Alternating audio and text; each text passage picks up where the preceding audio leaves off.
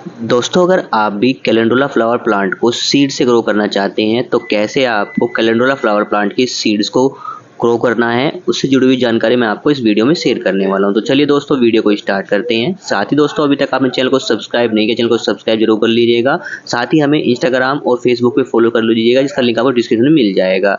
चलिए दोस्तों, वीडियो को स्टार्ट करते हैं।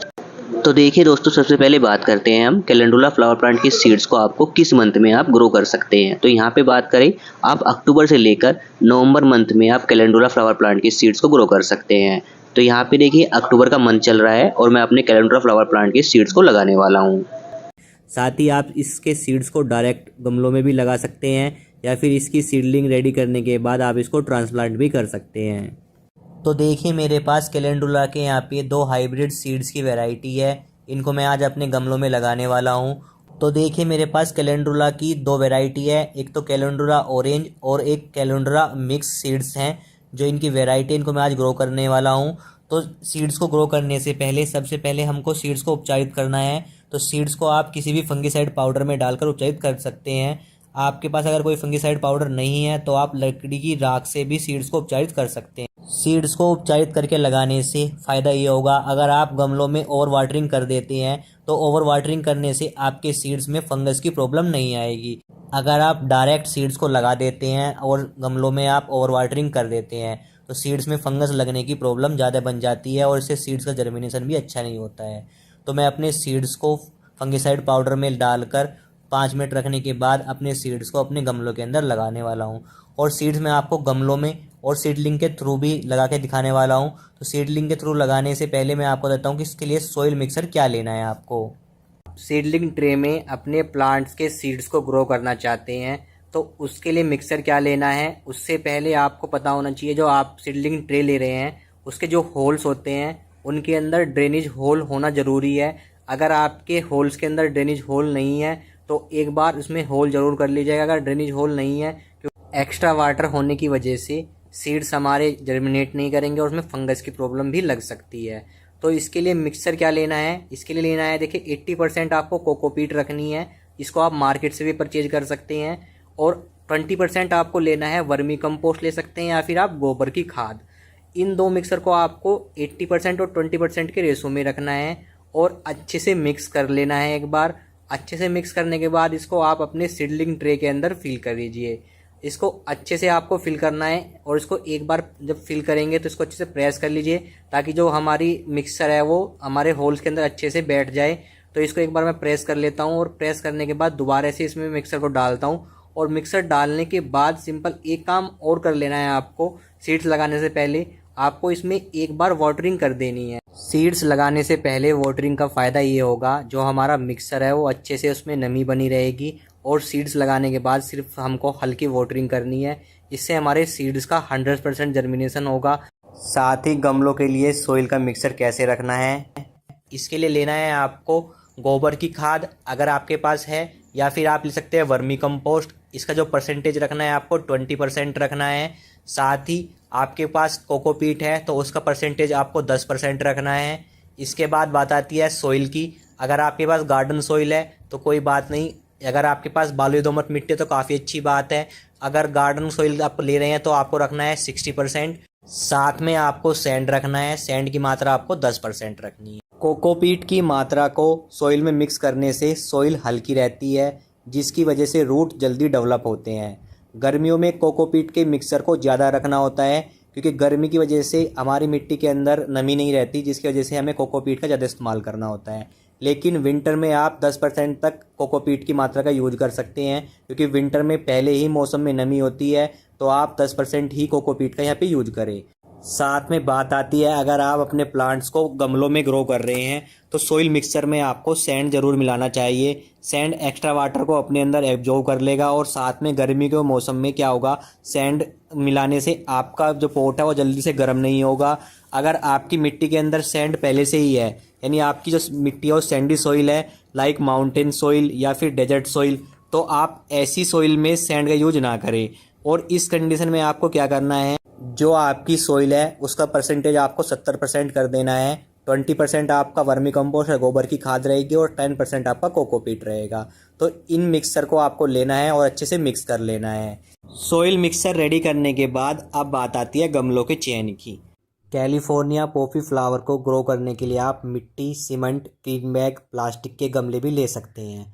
बस आपको ध्यान ये रखना है जो गमले आप ले रहे हैं उनमें एक्स्ट्रा वाटर बाहर निकलने के लिए ड्रेनेज होल होना चाहिए, ताकि एक्स्ट्रा वाटर इन होल से बाहर निकल जाए, क्योंकि एक्स्ट्रा वाटर होने की वजह से प्लांट की जड़ों में फंगस जैसी बीमारी लग जाती है, जिसके कारण पौधा मर जाता है।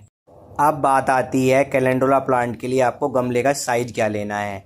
साइज़ आपका प्लांट के साइज़ पे डिपेंड करता है। कैलेंडुला फ्लावर प्लांट का साइज़ 8 इंच से लेकर 15 इंच की हाइट का हो जाता है और ये काफ़ी वाइड मतलब चौड़ा भी फैलता है।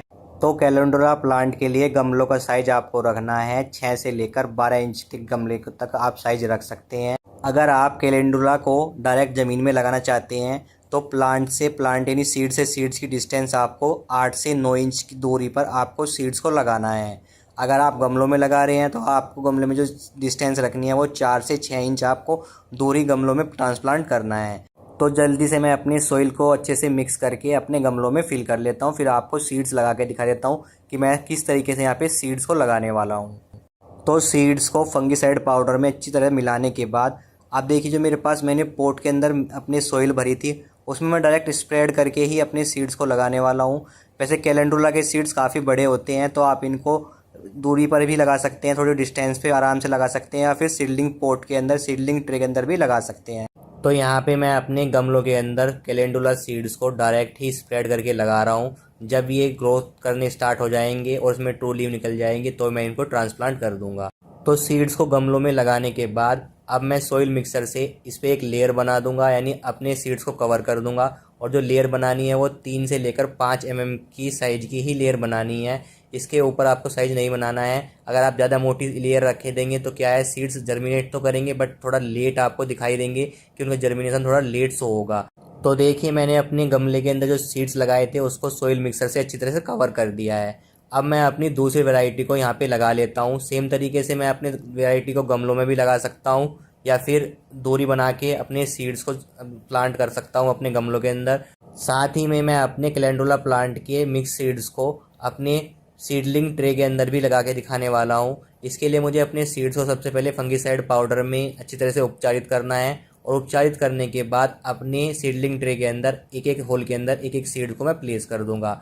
प्लेस आप कैसे भी कर सकते हैं, लेकिन मैं यहाँ पे अपने कैंची से थोड़ा पहले स्पेस बना के उसके बाद एक टूल से एक एक करके अपने सीड्स को अपने होल के अंदर रख देता हूँ। और उसके बाद जिस सोइल मिक्सर से मैंने अपने सीडलिंग ट्रे को फिल किया था उसी सोइल मिक्सर से मैं अपने सीड्स के ऊपर दोबारा से एक बार लेयर बना दूंगा, जिससे सीड्स मेरे सोइल के अंदर रहें और उनका जर्मिनेशन काफ़ी अच्छा रहे।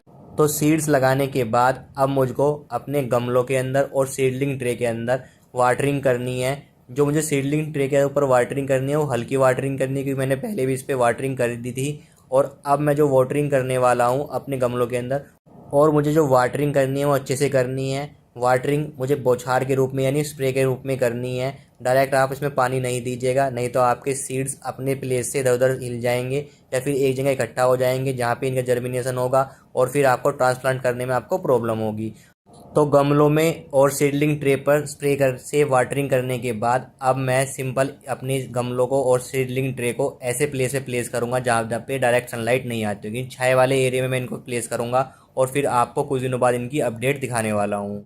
तो देखिए दोस्तों, आज पूरे 3 दिन हो चुके हैं सीड्स को लगे हुए, और जो मैंने सीड्स अपने गमलों के अंदर लगाए थे उनका जर्मिनेशन प्रोसेस काफ़ी अच्छा है। तीसरे दिन ही जो मेरे कुछ सीड्स जर्मिनेट करना स्टार्ट हो चुके हैं। देखिए दूसरे गमले के अंदर मैं आपको दिखा देता हूँ, यहाँ पे भी कुछ सीड्स जर्मिनेट करना स्टार्ट हो चुके हैं। चलिए अब मैं आपको कुछ दिन बाद आपको इनकी अपडेट दे देता हूँ। तो देखिए दोस्तों, आज सीड्स को लगे हुए पूरे 6 दिन हो चुके हैं और लगभग 60% सीड्स जो मैंने गमलों के अंदर लगाए थे वो निकल चुके हैं। काफ़ी अच्छा जर्मिनेशन प्रोसेस है इनका। देखिए दोनों गमलों के अंदर सीड्स काफ़ी अच्छा जर्मिनेट कर रहे हैं। अब मैं अपने गमलों में हल्की वाटरिंग कर देता हूँ स्प्रे से। तो देखिए यहाँ पे मेरे सीड्स जर्मिनेट करना स्टार्ट हो गए हैं, और अब जब इनमें ट्रू लीव्स निकल जाएगी तो मैं इनको अपने दूसरे गमलों में ट्रांसप्लांट कर दूंगा। और उसके लिए आपको गमले का साइज़ क्या लेना है, गमले में सोइल का मिक्सर क्या फिल करना है, सब कुछ जानकारी मैं अपनी नेक्स्ट वीडियो में देने वाला हूँ। और साथ में मैं आपको पौधों की केयर के बारे में बताऊंगा कि कैसे आपको अपने प्लांट की देखभाल करनी है और उससे कैसे अच्छे फ्लावर लेने हैं। सब कुछ जानकारी मैं अपनी नेक्स्ट वीडियो में बताने वाला हूं। तो नेक्स्ट वीडियो के लिए आप चैनल को सब्सक्राइब जरूर कर लीजिएगा और बेल आइकन को प्रेस करना ना भूलें। Thank you.